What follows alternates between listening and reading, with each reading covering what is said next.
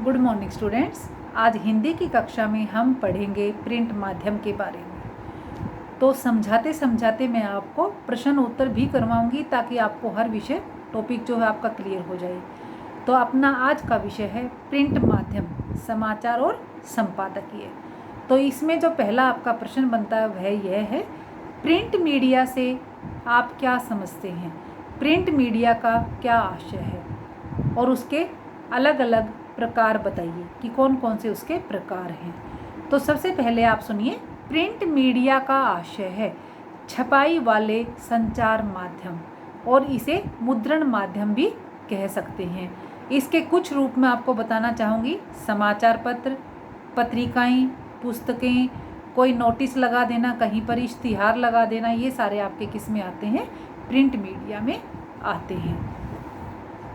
जनसंचार का सबसे पहला, महत्वपूर्ण तथा सर्वाधिक विस्तृत माध्यम कौन सा है? अब आप थोड़ा सोच में पड़ जाएंगे कि क्या हो सकता है, लेकिन जो समाचार पत्र है और पत्रिका है ना, वो जनसंचार का सबसे पहला, महत्वपूर्ण और सबसे विस्तृत माध्यम होते हैं।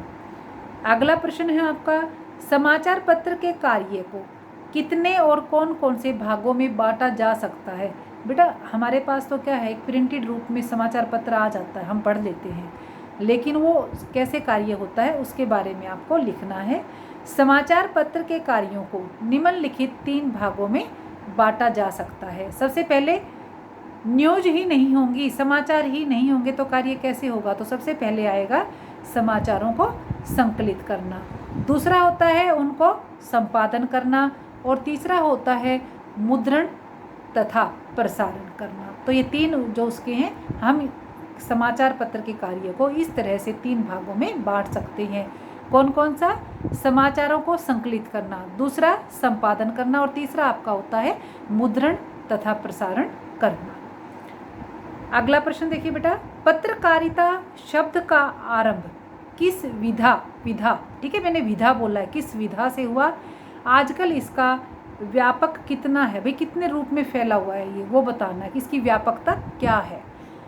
तो पत्रकार, इसमें 2 प्रश्न हैं, आपको दोनों के उत्तर देने होते हैं। कई बार क्या होता है, आप एक प्रश्न का उत्तर दे देते हैं, दूसरे को छोड़ देते हैं, तो आपको 1 ही अंक मिलेगा अगर 2 अंक का है तो इसका उत्तर बनेगा, पत्रकारिता शब्द का आरंभ समाचार पत्र और पत्रिकाओं से हुआ। तो आजकल जो रेडियो है, दूरदर्शन है, नेट समाचार हैं, वो इसके अंतर्गत आते हैं। तो इस तरह से ये अपना क्षेत्र फैला चुका है। जो समाचारों को संकलित करते हैं उनको किन नामों से पुकारा जाता है? संवाददाता, ठीक है। समाचारों को संकलित करने का कार्य करने वालों को किस नाम से पुकारा जाता है? आप लिखेंगे संवाददाता के नाम से, संवाददाता, ठीक है। अगला है आपका, समाचारों को छपने योग्य बनाने वाले विभाग का नाम लिखिए। डिपार्टमेंट का नाम आपको लिखना है, तो क्या लिखोगे? संपादकीय विभाग, ठीक है, डिपार्टमेंट मत लिख देना बेटा। अब है जो इम्पोर्टेंट, हिंदी का पहला समाचार पत्र कब, कहाँ और किसके द्वारा प्रकाशित किया गया था? ये मोस्ट इम्पोर्टेंट है। तो इसका उत्तर है, हिंदी का पहला समाचार पत्र 1826 में, 1826 में पंडित जुगल किशोर शुक्ल द्वारा कोलकाता से प्रकाशित किया गया। कब? 1826 में। किसके? पंडित जुगल किशोर द्वारा, और कहाँ से? कोलकाता से। तो 3 प्रश्न आपके इसमें आ गए हैं। अगला प्रश्न है आपका, आज़ादी से पहले कौन कौन से प्रमुख पत्रकार हुए? पत्रकारों के नाम पूछे गए हैं। आजकल तो आपके नए नए पत्रकार हैं, आप कोई भी बता सकते हो, लेकिन जो पहले जो प्रमुख पत्रकार थे उनके नाम सुन लीजिए बेटा। भारतेंदु हरिश्चंद्र, महात्मा गांधी, लोकमान्य बाल गंगाधर तिलक और मदन मोहन मालवीय।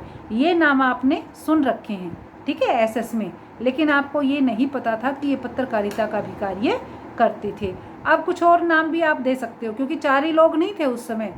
गणेश शंकर विद्यार्थी, माखनलाल चतुर्वेदी जो कवि भी थे बेटा, महावीर प्रसाद द्विवेदी ये भी कवि थे, राम वृक्ष बेनीपुरी ये भी कवि थे, और बाल मुकुंद गुप्त, ये सब क्या थे बेटा, कवि थे और पत्रकारों में भी कार्य करते थे। जैसे मैं कई बार आपको कवि परिचय या लेखक परिचय देती हूँ तो मैं आपको बताती हूँ कि ये पत्रकारिता का कार्य भी करते थे, उसका संपादक थे, उसका संपादन किया, तो बताती रहती हूँ ना। तो ये थे आपके आज़ादी के। अब तो मैंने आपको बताया कि पत्रकार। अब अगला प्रश्न आपका बनता है, आज़ादी से पहले प्रमुख समाचार पत्रों और पत्रिकाओं के नाम लिखिए। अब उनके नाम भी आपको लिखने हैं। तो पहला है आपका केसरी, हिंदुस्तान, सरस्वती, हंस, कर्मवीर, प्रताप, प्रदीप, विशाल भारत आदि। तो ये सारे क्या हैं, समाचार पत्र और पत्रिकाएं हैं। अब अगला आपका प्रश्न बनता है, आज़ादी के दौरान और बाद में पत्रकारिता का लक्ष्य क्या रहा, क्या मोटा था बेटा, क्या रहा, क्या मोटो था उसका। तो क्या था, आज़ादी के आंदोलन के दौरान भारतीय पत्रकारिता का एक ही लक्ष्य था, स्वाधीनता प्राप्ति, फ्रीडम को पाना, ठीक है, आज़ादी प्राप्त करना और राष्ट्र निर्माण, एक ही उद्देश्य था। यह लक्ष्य क्या था, आज़ादी पाने के बाद भी बना रहा 2 दशकों तक, यानी कि लोगों के मन में यही बात रही।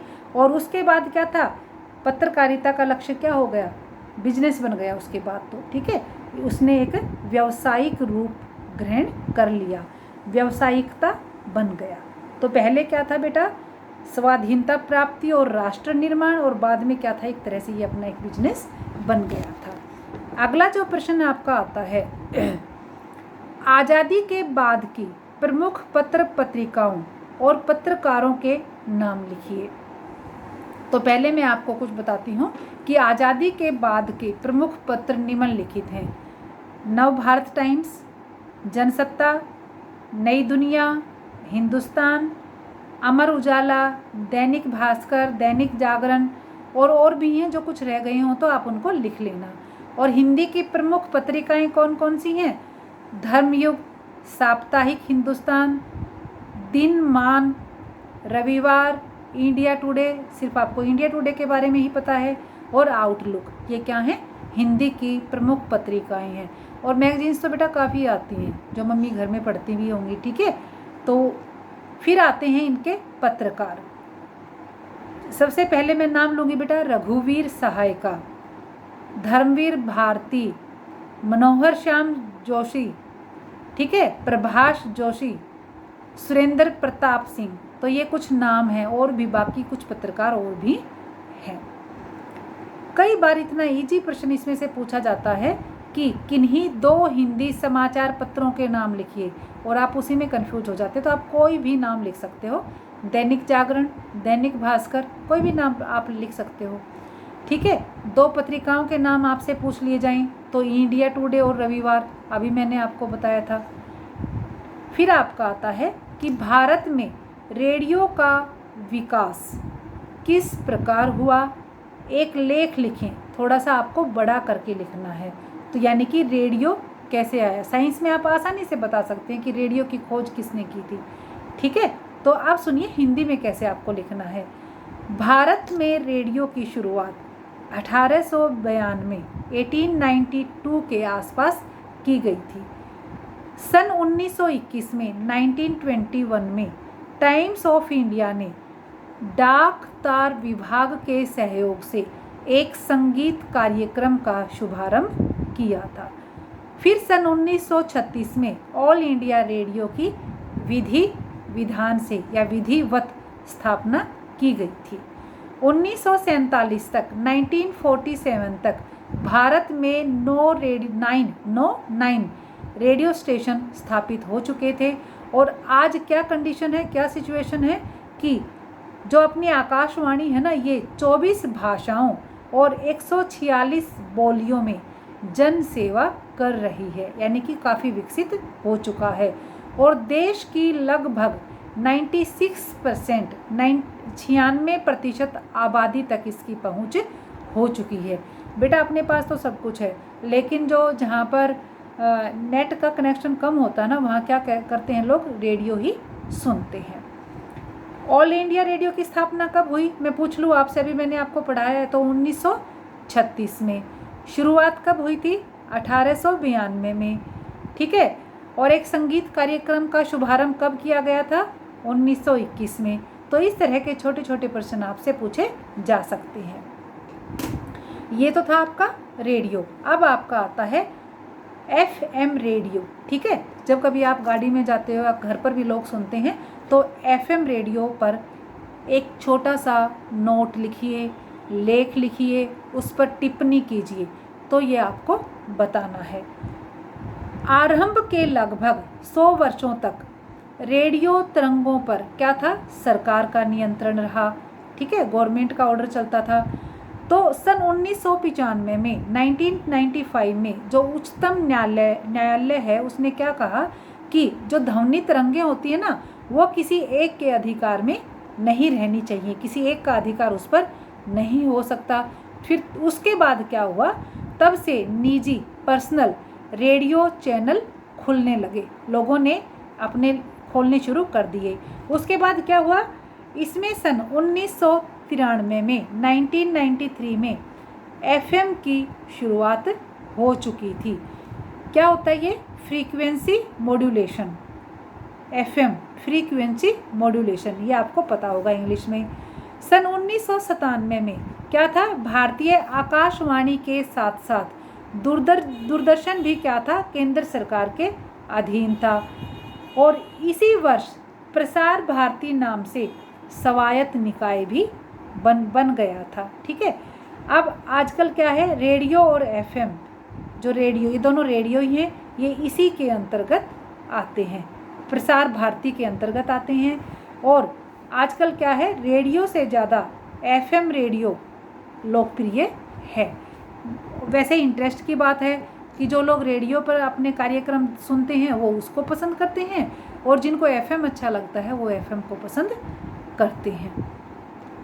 तो आज मैंने बेटा आपको थोड़ा सा ये प्रिंट माध्यम के बारे में मैंने आपको बताया। कल मैं फिर से इसी टॉपिक को शुरू करूँगी।